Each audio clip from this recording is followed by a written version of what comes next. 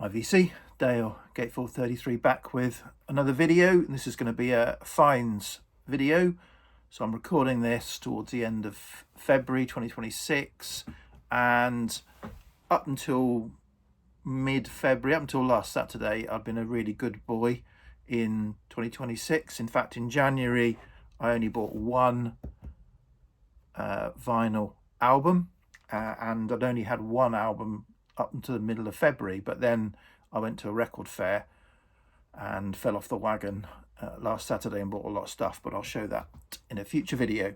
So one record that I bought in January, which was good for my record budget, as in I try and limit how many records I bring into the collection, but not good for the financial budget, because it certainly blew the budget for the month, because it was a grail and not a cheap album. So it was this album, an original 2006 press of Isabel Campbell and Mark Lanigan's Ballad of the Broken Seas.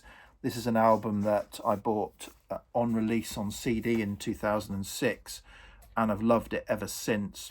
And I bought the the other two albums that they also did together, and the EP, and yeah, absolutely love it.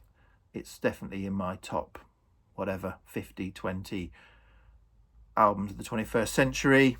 And although I had bought the Cooking Vinyl official reissue from 2024, which is great, I still was on the lookout for an original. I think when I showed this, I said I assume the original is a kind of noisy 2006 pressing, and so I don't want to take a risk on paying a lot of money for it.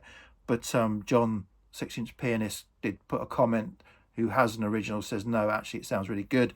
So that thought, well, if I see it for a decent price, I will still pick it up. And it's got a little corner ding, but other than that, it's the cover is fine, and the record is, you know, minty and plays really well. So I did have to pay, as I said, up for this. This medium price for this on Discogs is about £150.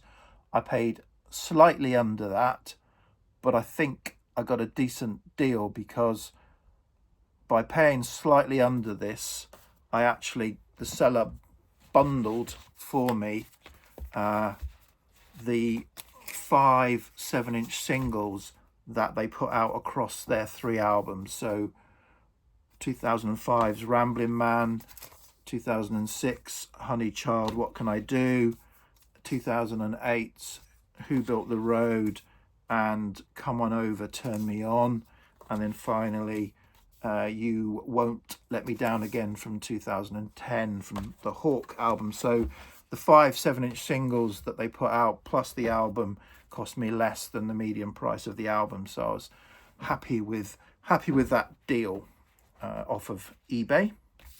So that was my 2026 purchase.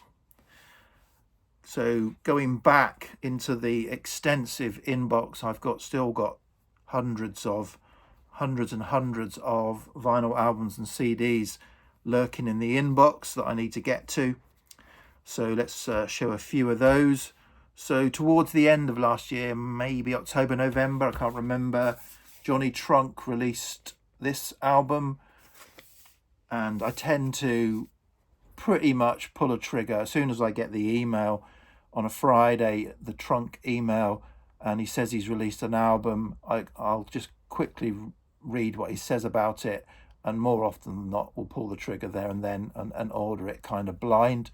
And this was one of those, because it was described as a lost 80s library record by a German synth artist. So library records and synth, that's got my attention straight away. So it's called Peter Patzer's Patterns. Peter Patzer was, as I said, a German synth musician, arranger, who put out eight library records in the late 70s, early 80s, all kind of synth based. And this album collects selection of tracks across those 8 albums, puts them out in this sort of compilation, if you like. And yeah, really interesting music. You know, library music is supposed to kind of be suitable for TV or film scenes to sound, you know, suitable for whatever's going on. So they often have those sorts of descriptions. So sunrise, arches, waters and geysers, Indian summer, opening, soft edge, Las Vegas, rhythm score, disco funk. But yeah, interesting and enjoyable library record. So in my vinyl tag video, my debacle of a vinyl tag where I only answered the first question, I showed one of my top finds from last year, which was Davy Graham's Folk Blues and Beyond. And I mentioned that I found that in a car boot sale in a kind of small stack of folky, bluesy, acoustic type albums. So a couple more from that pile that I've now listened to. So first up is this album from 1968. This is by Derek Brimstone. And if your name is Derek Brimstone, there's only one kind of name you can give to your debut album. It's called Fire and Brimstone. And this is the one and only album that Derek... Is it? I think it's the one and only album that Derek Brimstone put out. I might be wrong. On Fontana, 1968, as I said. It's an interesting, folky singer-songwriter album. Derek Brimstone, from what I can search out and find out on the internet, kind of performed on the circuit. He's described as a singer, guitarist, banjo player, and comedian. So he probably, you know, performed on the circuit, doing music and comedy over the years. I think he died in 2017. But yeah, this is interesting, acoustic, folky, with a few singer-songwriter style songs on it. Quite interesting album. And the other album I'm going to show from that pile is this album by John James, a Welsh guitarist, folk singer, who I think went on to become... He put out a few albums. This is from 71. This is his second album. I actually had his debut album as well, but that was quite beat up. A few quite deepish scratches that ticked, which you don't really want on an acoustic folk album. So I think I probably preferred the music on that slightly above this one, but as I said, it was a bit too beat up to enjoy. This is on Transatlantic, 1971, as I said. And this sleeve, although it looks very folky and conventional, is actually a Hypnosis sleeve. Yeah, so he went on to become more of a guitarist for hire, I think, and a guitar teacher. I did search out and find him on the internet. He's got a website, and he's still around, still in the sort of music business today even. But I think more known for either teaching or being a session player for his picking guitar technique than from what I could see. Okay, another car boot sale record, cost me £3, I think. Completely different.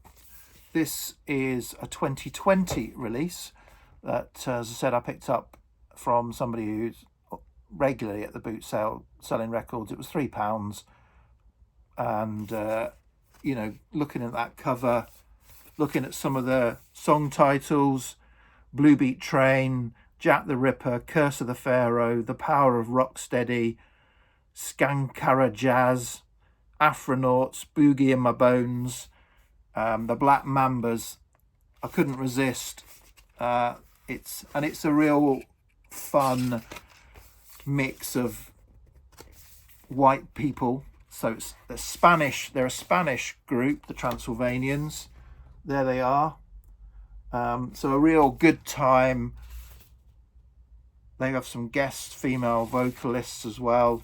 Yeah, a good time. Reggae, soul, space album.